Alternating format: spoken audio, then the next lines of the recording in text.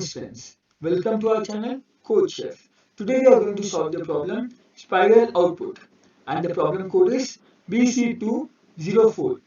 This is an easy medium level problem with no prerequisites. So let's move to the problem statement. Given n and a n cross n matrix, print the integers of the given matrix in a space separated format in the spiral order, clockwise starting from the top left corner. Let us have a look at the samples of this problem so that we can understand the problem statement in a better way. In this sample, the value of n is 4. This means we will be given a 4 cross 4 matrix, which is the given matrix. In this matrix, we must start at the top left corner and then move in a spiral format in the clockwise direction. That is, from 1 we have to go to 2, then 3, 4, then 5, 6, 7, 8, 9, 10, 11, 12, 13, 14, 15, 16. This is a spiral order. So the output for this problem is 1, 2, 3, 4, 5, 6, 7, 8, 9, 10, 11, 12, 13, 14 and 15. Next, let us have a look at the constraints of this problem. For this problem, the value of n can lie from 1 to 1000. Next, let us have a look at the solution of this problem. First, we must start from this cell. That is, so we have to print 1. After which, if we have to move in the spiral direction, firstly we must always take a direction in right. So after which we'll reach 2, then a 3, then a 4 and then a 5. After this, if we try to move in the right direction, we will reach outside the matrix. So that will be an invalid move. In the spiral clockwise direction, after going right, we have to go down. So after going right, we'll have a down traversal. From 5, we'll go to 6, then 7, then 8, and then a 9. Again, we'll look down. But again, since we will move out of the matrix, we have to move in left direction. So then 10, 11, 12, 13. Again, moving in left direction will take us outside the matrix. So next will be the up direction. 14, 15, 16. But after we come to 16, if we try to move in the up direction, we can see that we are going to reach a cell which is already visited. And we have to prevent this from happening. We should not visit a cell that has already been visited. So we will also consider that this cell which is already visited is also invalid. That is, we cannot move there again. So now we can no more move upwards. So again we will move in the right direction. So we will have 17, 18, 19. Again we will try to move in the right direction. But if we try to move in the right direction, we can again see that this cell is already visited. So we will try to move in the next possible way, which is downwards.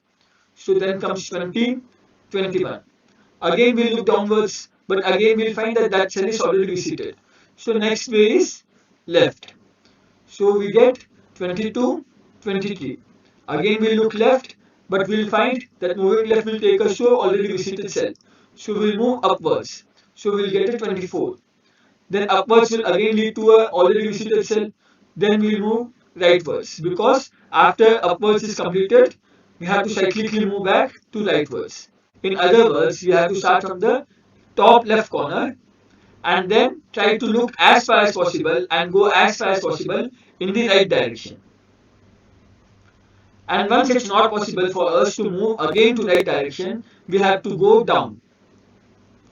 And if it's not possible to go down, then we have to go left. And if it's not possible to go left, then we have to go up. And when do we define that going to a cell is not possible? There are two cases. One, if the cell lies outside the matrix, that is, if we are at this cell and we are trying to move in downward direction, so that cell is outside the matrix, so that is not allowed. And if the cell has already been visited, that is, when we were at 16 and we would have tried to move upwards, we can see that that cell was already visited. So moving to that cell is also invalid. So these two moves are invalid, and otherwise we have to move right, down, left, up as much as possible. Then if a move is not possible, then we have to go to the next kind of move. And if that move is again not possible, next kind of move, and so on.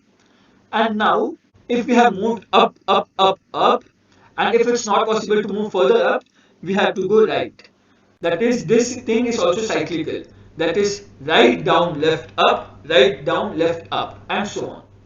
So in this way, we can traverse the entire matrix in the spiral order, starting from the top left cell in the clockwise direction.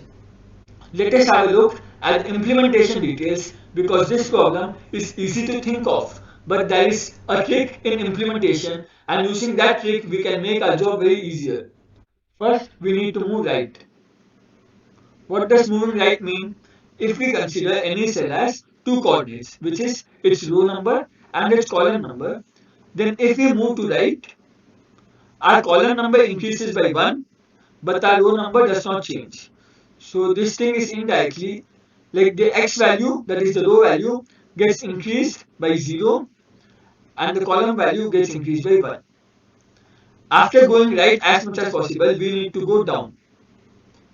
And what happens in a downward movement? We can see that in a downward movement, the row number increases, but the column number remains the same. After downward movement is over, we have to move left. And in the left movement, we can see that the value of column, that is the column number, decreases by 1, but the row number remains the same. So it will be 0, minus 1. And similarly, in moving up, we can see that our column number remains the same, but our row number decreases by 1. So instead of thinking of moving to right or moving to down, what we can think is, from the current xy coordinate, that is the current xy coordinate we are at, we'll increase the x by 0 and y by 1 if we are trying to move rightwards. Similarly, if we are trying to move upwards, we'll add minus 1 to our row number, but we'll add 0 to our column number. And similarly, these four directions can be represented by these four tuples.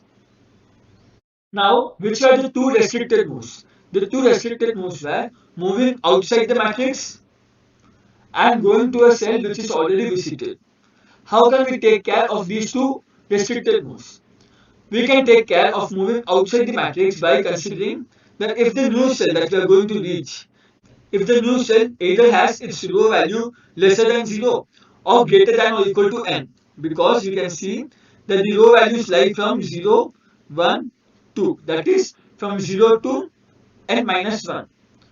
So if our row number does not lie in this range, or our column number does not lie in this range, because the column also lies from 0, 1, 2, that is 0 to n minus 1. So if our row number does not lie in this range, or our column number does not lie in this range, this means that we have moved outside the matrix, so that will be an invalid move. Now how to take care of whether a cell has been visited or not? That can be easily taken care of by maintaining another 2D grid, where initially we mark every cell as 0, but once we have visited some cell, that is, we have printed that cell, we will mark 1. So if we have to check whether a cell is already visited or not, we can simply check it by considering if the value in that visited array is 1 or 0. If it is 1, then moving that will be an invalid move, and if it is 0, then moving that will be a valid move. Based on all these observations, what we can do is we can have a look at the code. So first I have taken n as the input. After taking n as the input, I have created two arrays. One in order to store the values of the given matrix, and one in order to store the visited array. And the dimensions of these matrices is n cross n. After which I have taken the n cross n matrix as my input, and also I have initialized the visited matrix as 0. Now I have two vectors, one dx and one dy. What does these two vectors signify? As you know that what was right? Right was increasing my x coordinate, that is the row number, by 0 and the column number by 1. So that is what I have shown here, that dx will be 0 but dy will be 1. Similarly, after moving right, we have to move down, and in down, dx, that is the row number, will increase by 1, but dy, that is the column number, will remain unchanged. That is what I have mentioned, 1 comma 0. And so this and so dx and dy here signify the four directions that we can move in. That is, the 0 coordinate will be right, 1 will be down, 2 will be left, and 3 will be up. Since we have to start from the cell 0 comma 0, I have mentioned curl x and curl y as 0.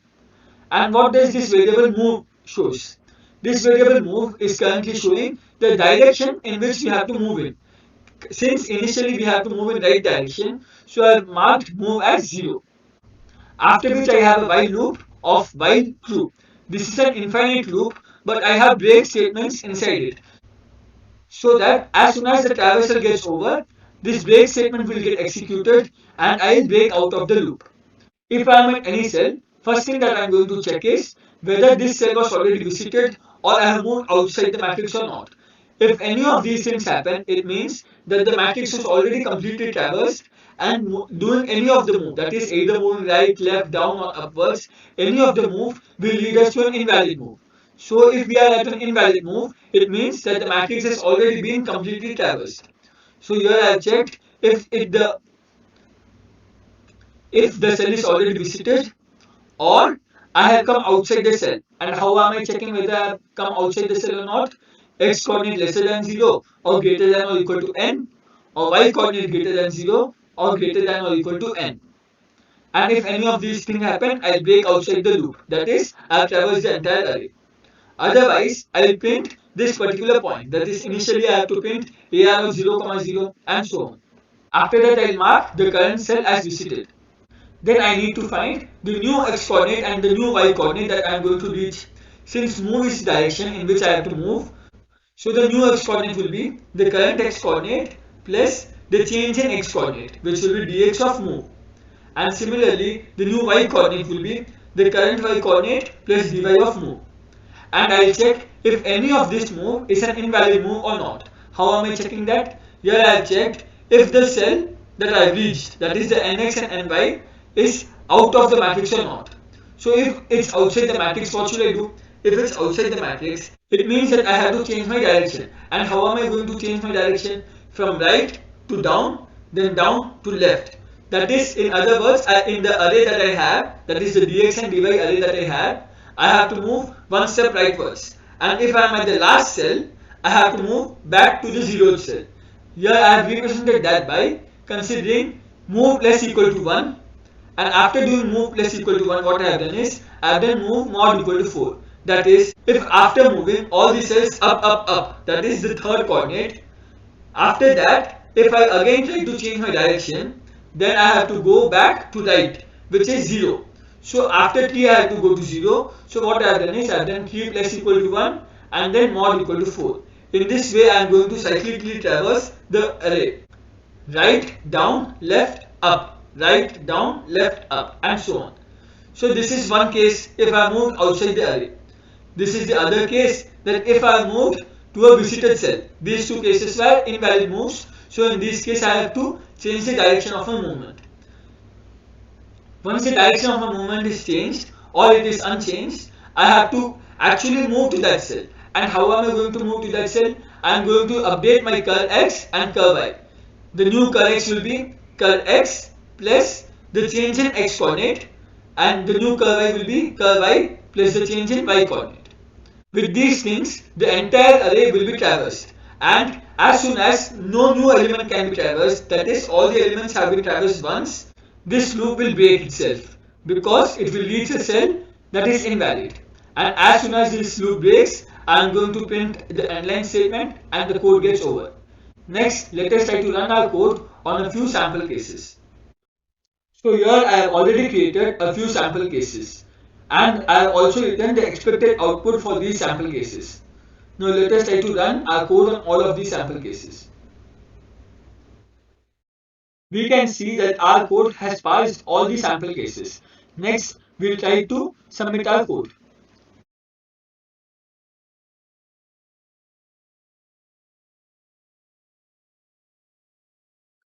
Now we have to wait for the result. We can see that our code has got accepted. So the logic explanation and the coding of the solution sums up our solution. Thank you.